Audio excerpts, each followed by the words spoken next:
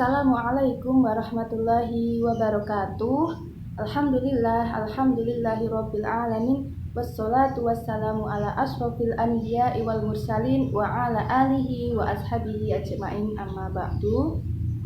Selamat pagi anak-anak. Alhamdulillah ya, kita masih bisa bertemu pada pagi hari ini. Gimana kabarnya?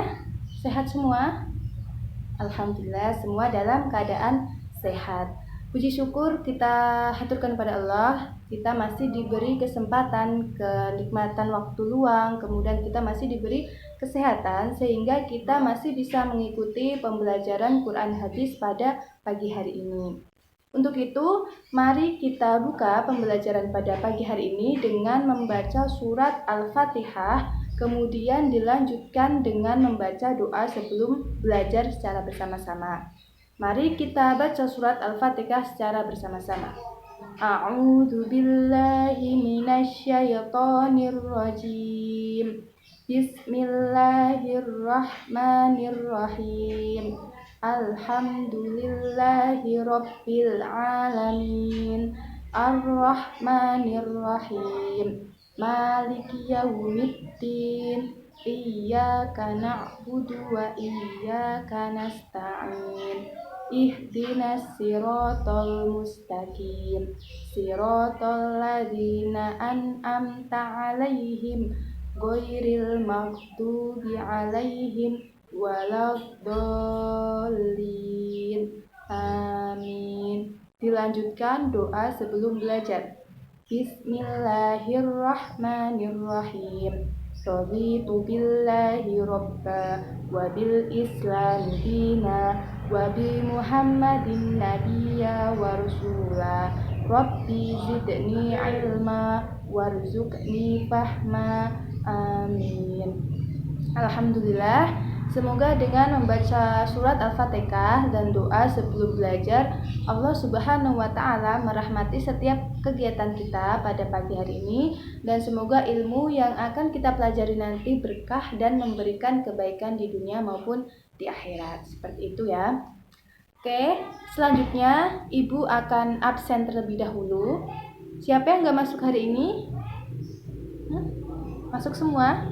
Alhamdulillah masuk semua dan dalam keadaan sehat walafiat ya. Untuk itu kita patut mengucap syukur kepada Allah Subhanahu wa Ta'ala atas segala nikmat yang telah diberikan kepada kita. Nah, selanjutnya pada pagi hari ini kita akan mempelajari bab selanjutnya, yaitu bab tentang berlomba-lomba dalam kebaikan. Nah, di sini Ibu akan membacakan dulu KD-nya atau kompetensi dasar yang akan kita pelajari hari ini, yaitu menganalisis Quran Surat Al-Baqarah ayat 148 tentang berbuat kebajikan, dan menganalisis hadis riwayat Bukhari dari Abu Hurairah tentang anjuran beramal soleh sesegera mungkin. Kemudian pokok-pokok apa saja yang akan kita pelajari hari ini? Nah, yang pertama kita akan mengetahui Quran Surat Al-Baqarah ayat 148. Kita akan membaca secara bersama-sama.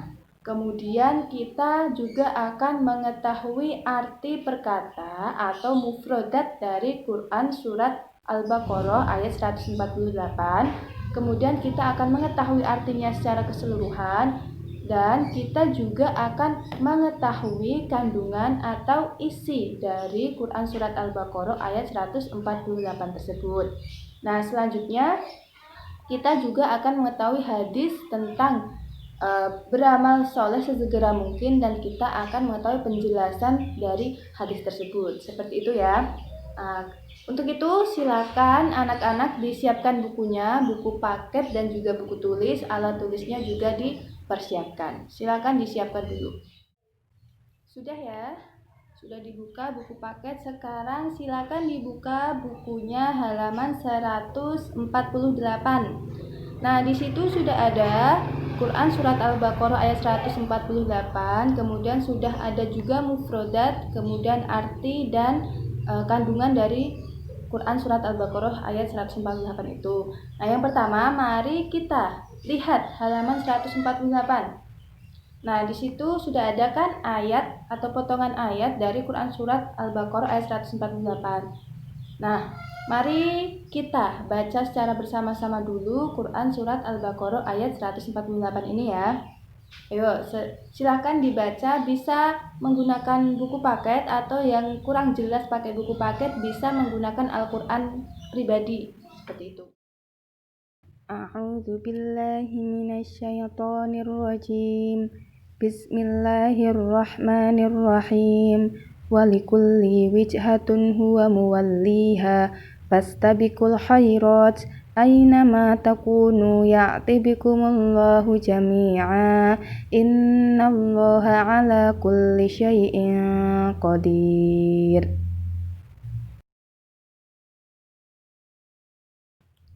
Nah, selanjutnya bisa dilihat ini adalah mufradat atau arti perkata dari surat Al-Baqarah ayat 148.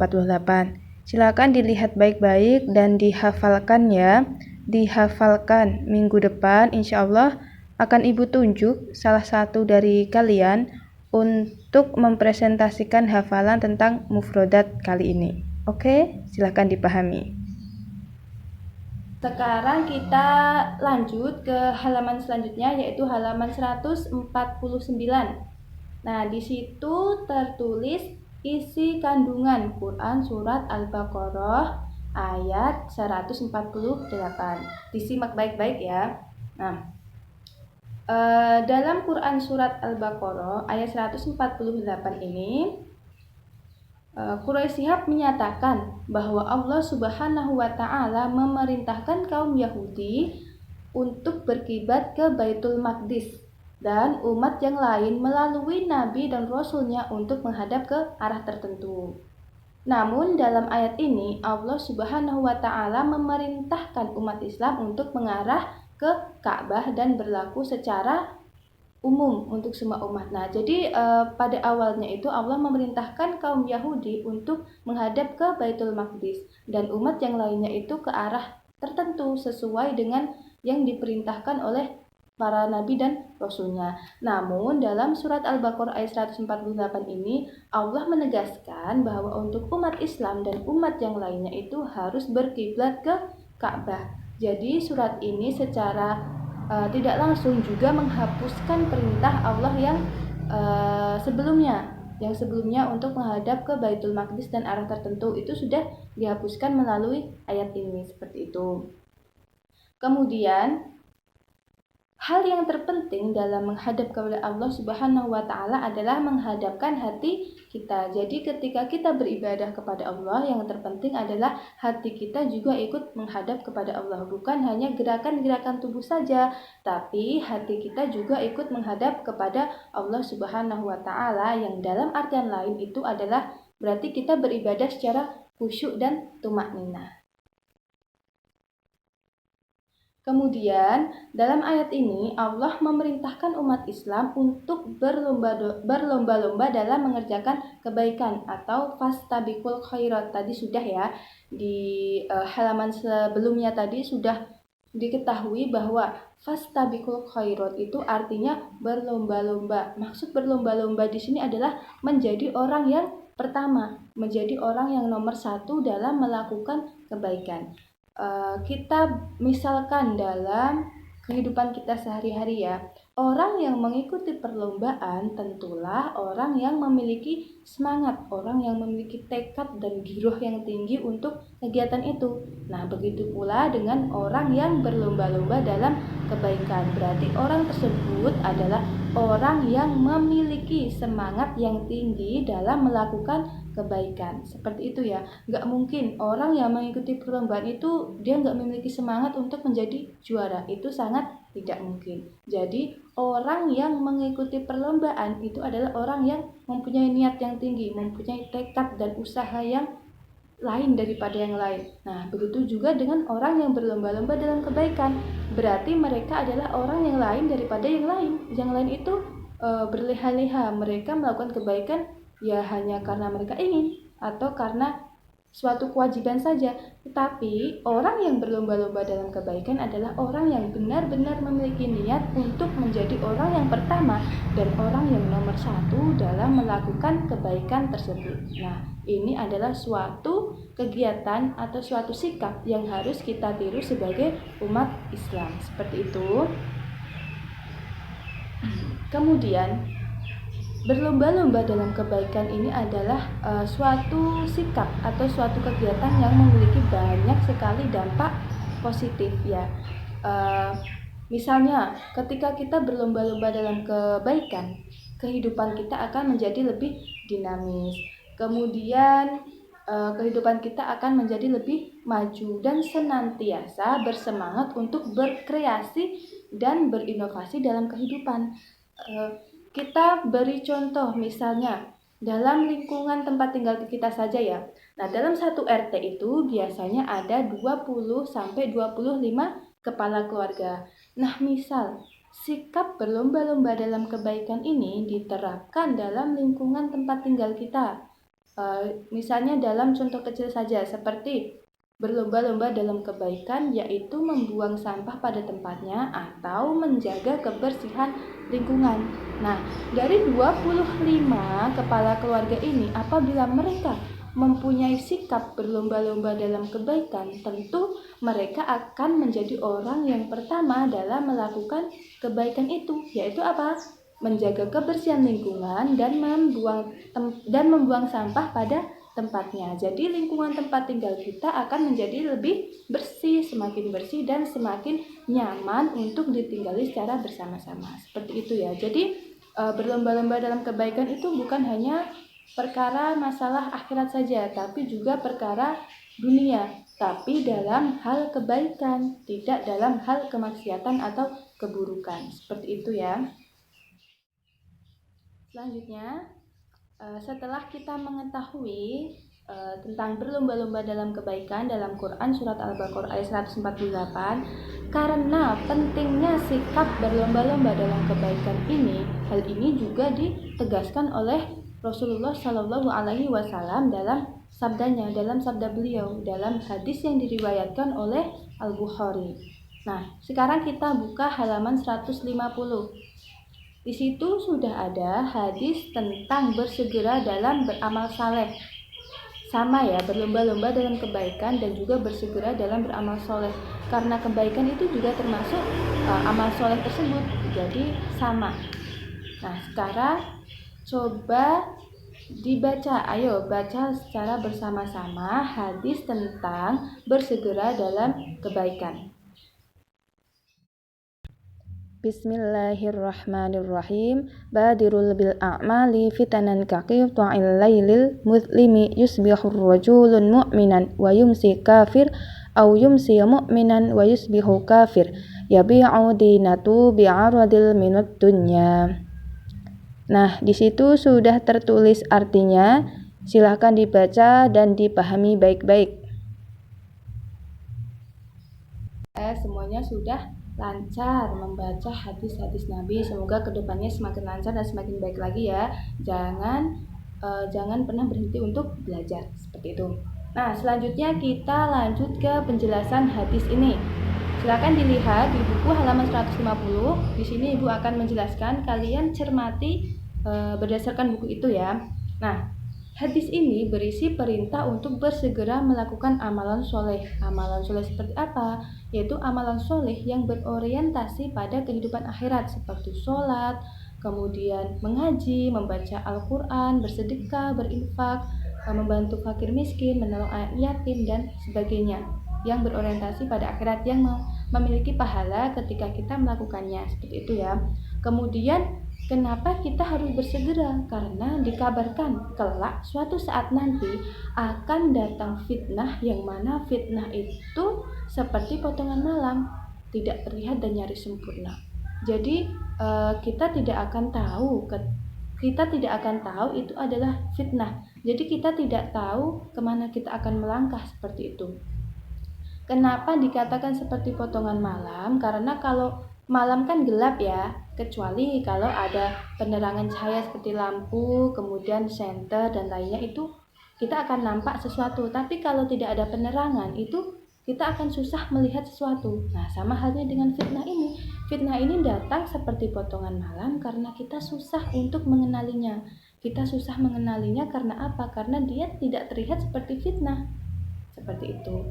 Kemudian sehingga banyak orang yang terjerumus dalam fitnah tersebut. Nah, maka dari itu, selagi kita masih ada waktu untuk berbenah, maka alangkah baiknya kita segera untuk melakukan amalan soleh sebelum datangnya fitnah itu. Kemudian dalam hadis juga dikabarkan bahwa akan ada seseorang yang pada pagi hari itu dia beriman, tapi di sore hari ia menjadi kafir, atau sebaliknya. Di sore hari ia masih beriman, tapi di pagi harinya ia menjadi kafir. Na'udzubillah ya, semoga kita terjaga dari hal-hal seperti itu dan semoga kita tidak menemui fitnah seperti itu kelak nantinya.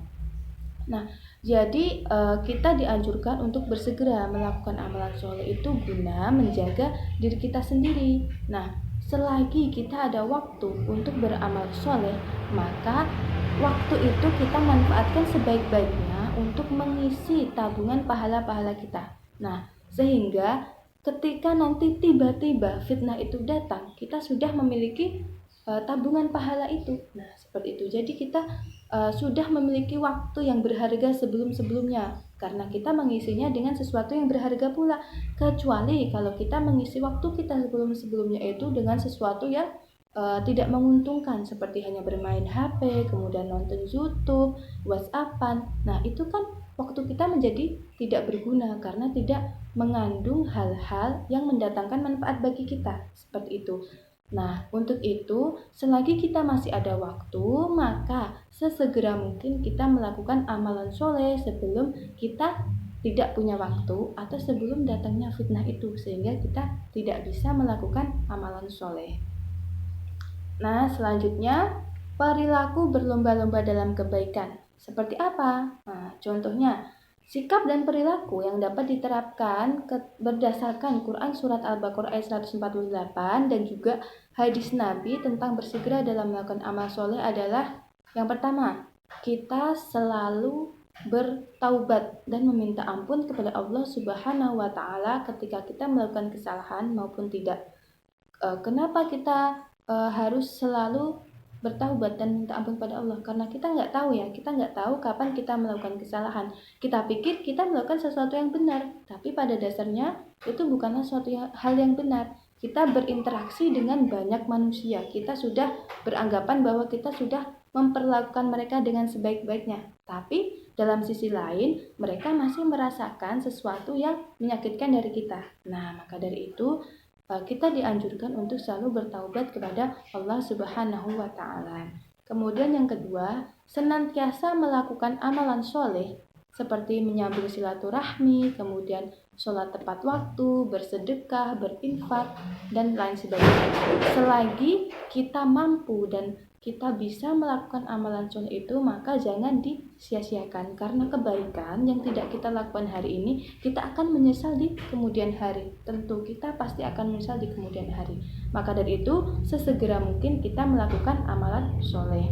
Kemudian selalu berusaha menjadi orang yang pertama dalam kebaikan, seperti menjaga kebersihan lingkungan, kemudian belajar dengan rajin, membantu orang tua, dan kebaikan yang lainnya. Seperti itu ya. Jadi berlomba-lomba dalam kebaikan ini adalah sikap yang seharusnya kita terapkan dalam kehidupan kita sehari-hari karena dampaknya yang positif, dan juga berlomba-lomba kebaikan itu akan membuat hidup kita menjadi lebih maju dan senantiasa untuk berkreasi dan berinovasi. Seperti itu ya. Jadi kita harus menerapkan ini. Jangan lupa, dimanapun kita berada, kita harus menerapkan perilaku berlomba-lomba dalam kebaikan, entah itu di rumah, di sekolah, di lingkungan tempat tinggal kita, atau ketika kita sedang bermain dengan teman-teman kita.